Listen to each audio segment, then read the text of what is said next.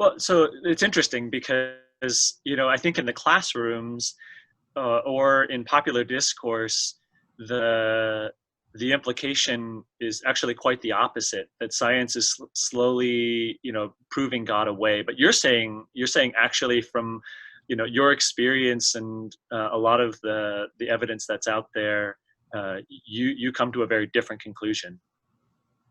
That's absolutely correct.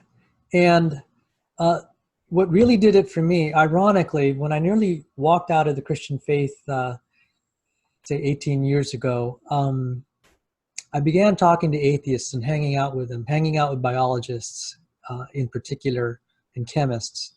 And I asked them, what do you think of this? And they got very uncomfortable when I'd say, what do you think about life being a miracle? That seems like to be a miracle for me, to me. And then I began to study their literature. And over again, even the atheist biologists would acknowledge how improbable it is that something as intricate as life could emerge. And it's actually now, just even in like the last 10 years, a very famous evolutionary biologist came out and said, well, the problem is so bad now, we have to start, his name is Eugene Koonin, the problem of the origin of life is so bad now that we have to seriously start entertaining that maybe there are multiple universes that we can't see. And we just happen to be in the one universe where a miracle happened. Yeah. Because the odds of all this forming is just so infinitesimal. We can't resolve it by just saying it happened in our observable universe. We have to postulate the existence of an infinite number of universes, of which ours is just one of them. And we just happen to be in the universe where we're alive to observe it. And so it's not a miracle. So when I began to see solutions like that, where they're appealing to things that are really untestable, they're unprovable, they're undescribable, they're infinite in dimension, they're everything except a personal God, I said, well, okay, now the evidence is telling me there is a miracle. It's up to the individual to decide whether he's going to trust in multiple universes as an answer to the miracle of life, or to the Christian, or to some sort of deity. Now, it's actually a separate question whether the God that created life is the Christian God or the God is some other religion, and that's actually also part of some of the research that Dr. Sanford's team is working on. Wait, so when you say untestable or it sounds like you're pushing outside of science. Ideas that really aren't contained within the realm of science. That's exactly right. That's exactly right. What they have done is conflated what we call naturalism, the idea basically that there's no God, with science, and that's not what science is about. Science is about trying to find explanations, trying to understand the natural world. And I think maybe science doesn't directly address the supernatural or the natural at all. But what ended up happening is a lot of scientists said, well, science says there's no such thing as God. Science doesn't say anything about that. Science makes observations, forms hypotheses, and tries to test it out. And so what I'm actually seeing is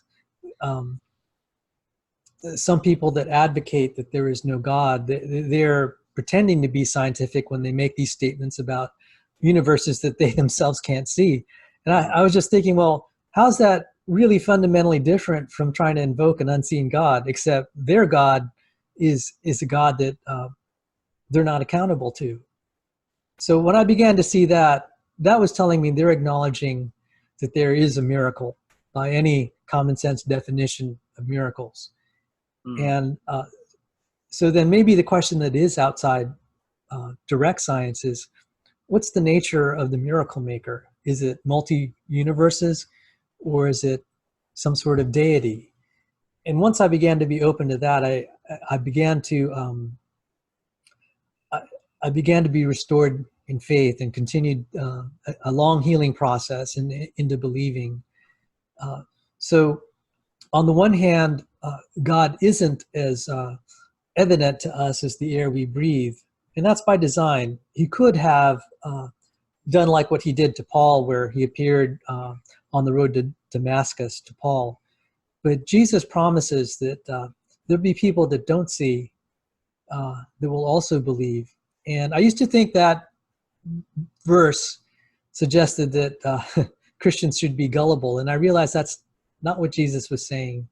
He's promising that there will be blessings for those who do not see him but yet believe, that somehow he's going to find a means to help people to believe in him even if they don't see. And in fact, I just came across a verse this year that I've probably read many times, and it only really made sense. It's in, I believe it's in 1 Peter 1:8, where it says, though you do not see him, you love him. And there's a sense that God is going to provide a means to help us believe in him, even if we can't see him. And Romans 1:20 is kind of describes a little bit of the path. We understand God by the things he made. So even if we can't see him, we're able to understand him through the things that are made. Mm-hmm. Do you see